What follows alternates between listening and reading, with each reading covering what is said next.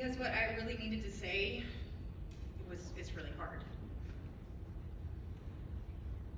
See, I just told Donna I'm gonna cry, and I'm already about to cry. When Sheila asked me if I would give the talk, I was so honored and I was so excited, and I could not wait to do this.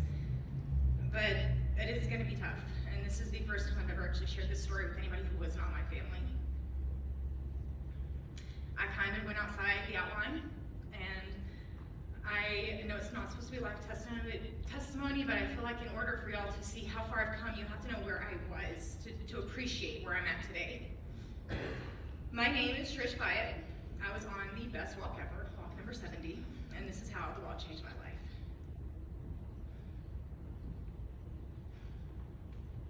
The first time he hit me, I can't really say I was surprised. He just had that demeanor, that look behind his eyes the whole time I'd known him, and I just didn't realize what my world was about to turn into.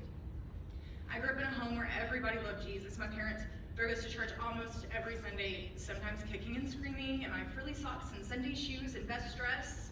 And I went to Sunday school and youth and church camps, and I was a Christian. I was raised to be a Christian, and I knew God. I just didn't know at that time how much I didn't know God. I'm the baby of 3 kids. I was definitely the most rebellious. I snuck out, I broke the rules, I pushed my limits constantly. We moved to Kingsland when I was 16, and that's where I met my ex-husband. He was a jerk from the beginning. I knew better. He was quick to anger, he called me names, he criticized me, but it wasn't like I was gonna marry this guy. I mean, I didn't know many people, and he was just somebody to hang out with. And then I got pregnant. So here I am, 16, pregnant, terrified, could not tell my parents. I didn't think they would kick me out, but I was gonna beat them to the punch. So I packed my bag in the middle of the night, and I literally ran away. He never changed. He was still a jerk. He called me names and demeaned me. But it wasn't until I was 17, and my beautiful baby girl was 4 months old, that he first struck me. I had given her my maiden name. And if anybody is in the medical field, you know you can name your child whatever you want to, but I made this story so believable that she didn't have his last name because I was 17, and it had to be mine. And when she was 4 months old, he made some calls, and he realized that wasn't true. But that first hit opened a door for him like an addiction. He just wanted more and more, and the shoves and the slaps turned into fists being thrown, and anything within reach became a weapon.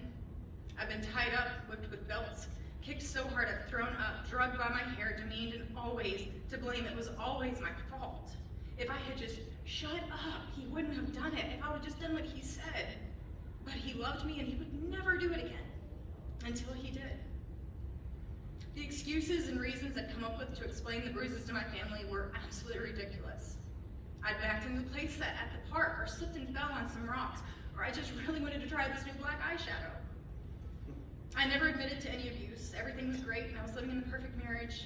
I knew I was going to stay with him, and I didn't want my family to despise him more than they already did. I didn't pray, and I didn't go to church. I believed in God, but I didn't even have a thought of a relationship with him. Sometimes I could feel him tugging on my shirt tail, trying to get my attention, to just tell me, just turn to him, but I would shoot him away. When I was 18, I had my son. It had been a rough pregnancy, just a year after my daughter was born, trying to protect him on the inside while I was being beaten on the outside. He was 6 weeks premature. My ex-husband put his hands around my belly and squeezed as hard as he could and ruptured my placenta. And I thought, knowing he almost cost our son his life, he would change, but he didn't. I had blood on my children many times holding them, when out of nowhere came a blow to the nose or the back of the head. At that time, he'd never laid his hands on the kids, but he didn't care if they watched or if they were present. That was my life for 5 years. The abuse grew worse every day. There are 3 guns I can describe the inside of the barrel to because they were in my face so many times, and that memory never goes away.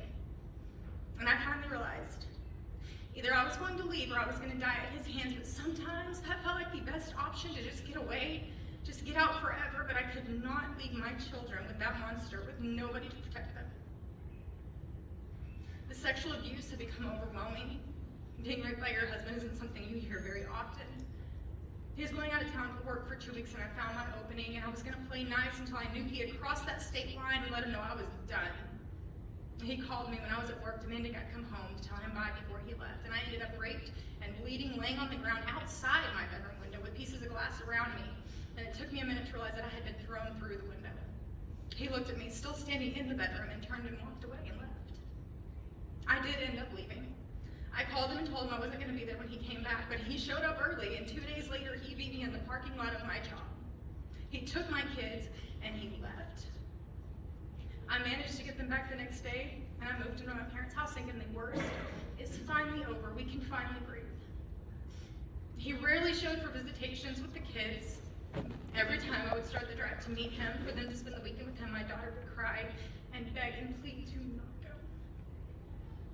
I always tried to explain to her why she had to go. It was just a few days, and luckily he normally called when we were halfway there and canceled. But when my daughter was 5, things started to make more sense. We were living outside of Austin, and my mom had come to visit for a few days. I was leaving work one day, and I got a very angry call from my mom, asking why I hadn't stopped this. Why in the world was I letting this go on? And I had no idea what she was talking about. My daughter had been sexually abused by her biological father, my ex-husband, time and again. But he told her that if she ever told me that they would take her away from me and she would never see me again, so she told my mom instead. And she told her all the dark details and said, Mommy already knows, because if Mommy already knows, Nana doesn't need to tell her, and then they would take her away from me. And this was a whole new darkness, a pain that wasn't just mine, and I'll skip all the trials that came with it. But I will point out that that is my bright little girl. And 5 years after that, she put that man in prison where he still sits today.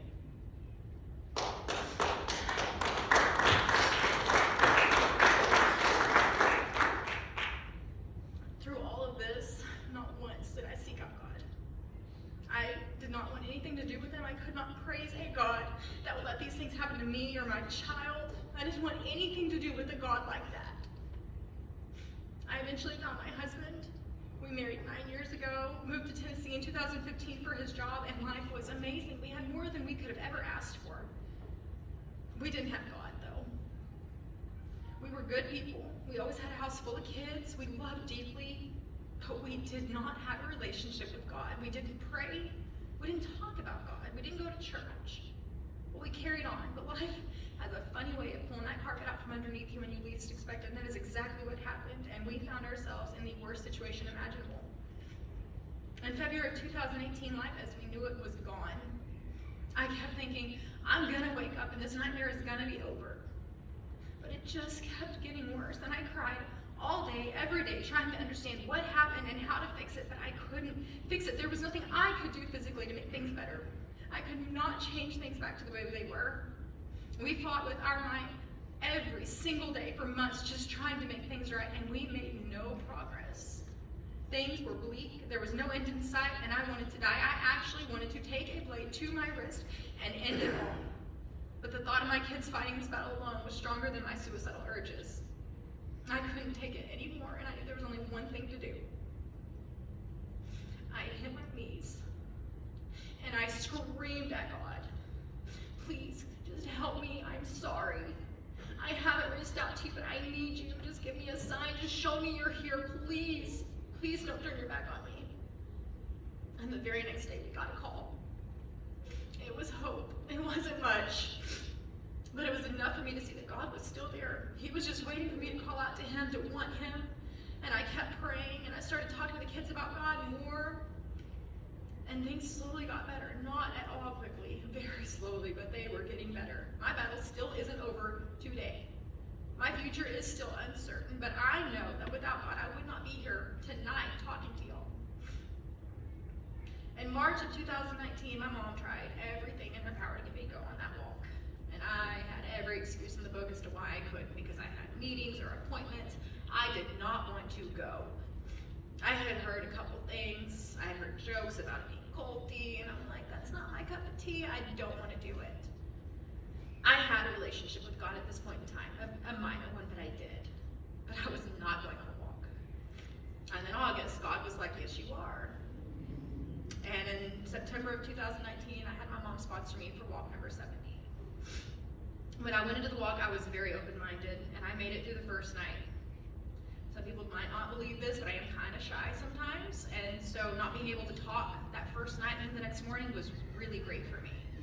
I enjoyed my Friday, the talks, the activities, but I just wasn't feeling it. I wasn't getting it. I heard about dying moments and thought maybe that's when it'll hit. Maybe that's when I'm going to have my epiphany. And I actually discussed with one of my table mates that this is just not what we expected. We were hoping for more. I thought maybe since I had a relationship with God, it was just going to be different for me. Maybe the walk was geared more towards those who didn't know God at all. And maybe it brought them to God since I already knew him. I'm just wasting a weekend. Saturday, before our dying moments, Richard started his talk, and he talked about scars and his deliverance, and his words got to me. I had so many scars from my past and present, and it felt like he was talking right to me. And then it was time to head to the chapel. And I waited. I watched woman after woman walk forward and leave their own scars with a beautiful wooden cross, each hammering their nail, but not hearing what they were saying. When it was my turn, I walked forward, holding back tears. I grabbed my nail, and I just let it all come out. I was giving him everything Tennessee had to put me through. Forgiving those who wronged me, who were still causing turmoil in my life, and that's why I needed this walk, was to get past that, what I'm going through right now. I did not feel that life-changing moment. I had heard people say they felt God like they'd never felt him before, moving through them and moving mountains for them, but I didn't feel it. I felt like I still had 1,000 pounds on my shoulders and thought, well, maybe this isn't gonna work for me. This is just not a walk for me. We made our way back to the conference room and began to praise and worship, singing songs, and everybody still wiping their tears. And that cross was brought into the room shortly after we were. Mid-song, I felt my feet move and my body followed, and I had no idea where I was going or what I was doing. And I stopped in front of that cross, and somehow I already had another nail in my hand because God knew I was not done. What I thought I had given up was not what I needed to let go of. Once again, I'm on my knees begging and calling out to God, blubbering, trying to speak, but knowing that he can hear me through it all. And I forgave my ex-husband. I forgave him for what he had done to me, what he had done to our children. And I hammered that nail so hard, it was halfway in on the first hit, and I felt it. I felt God wrap his arms around me and squeeze me and tell me everything was going to be okay, that I had forgiven him and I was also forgiven, and my dying moment was not during the standard time frame. But I became a new woman, and I had no more weight on my shoulders. During our closing ceremony, I got to talk about my time on the walk. I followed several women who shared their stories and shed some tears, but I was so giddy and excited and happy, and I wasn't crying. I was just gushing. I just felt God rushing through me, and I didn't want this feeling to stop. When I got home, I could not shut up about my walk. People were getting annoyed with how much I was talking about it, how it had really, in a weekend, changed my life, and I wanted this feeling to carry on and be part of my everyday life. Since my walk, I have prayed over complete strangers. I have felt God telling me to help someone in need, to the point that I jumped off my couch and bought a car seat and delivered it to a complete stranger because he said to. I've had 2 separate people move in with us. A 17-year-old girl who needed a safe space, and a 39-year-old who had a life rougher than mine, who just needed to get back on her feet. I've opened my home and heart to people I never would have imagined. I choose joy every day, and I do my best to keep a smile on my face. I work in a place where I am the first face people see, and I want them to see God's light shining through me. That smile can go a long way. I have customers that I hug the moment they walk in, customers I visit with about their life and family's birthdays, and on some occasions, customers that I pray with. I have several teenage kids that come into work and immediately tell me what's going on in their life. Sometimes it's good, sometimes it's not good. And I sit with them and let them cry when they need to and show them true love. And I discuss God with kids who have never even heard his name or thought that he was anything that they could be a part of. Sometimes immediately they have follow-up questions, sometimes days later, but I'm always there to help. And I try to help people who just need a second chance of life and have been turned down everywhere else they go. It does not always work out, it does not always end well. But they never walk away feeling like they were not enough or they were not worthy. I let God choose my path. When I remember to stop controlling things, I let God choose my path. I am not at church every Sunday. I sometimes go to bed without praying, and sometimes I wake up and I don't give thanks to God for another day, but I do talk to him every day on my ride to work. I talk to him when I'm stressed, when life is really great, and sometimes just throw ideas around like he's sitting right next to me. Because I have a relationship with God now. I have a life with God now, and my family has a life with God. I always kept this as my secret, my abuse, my past, even my current situation stemming from Tennessee that just won't leave me alone. And I used to wonder why God let these things happen to me. I wasn't a bad person. Why did I have to suffer time and time again?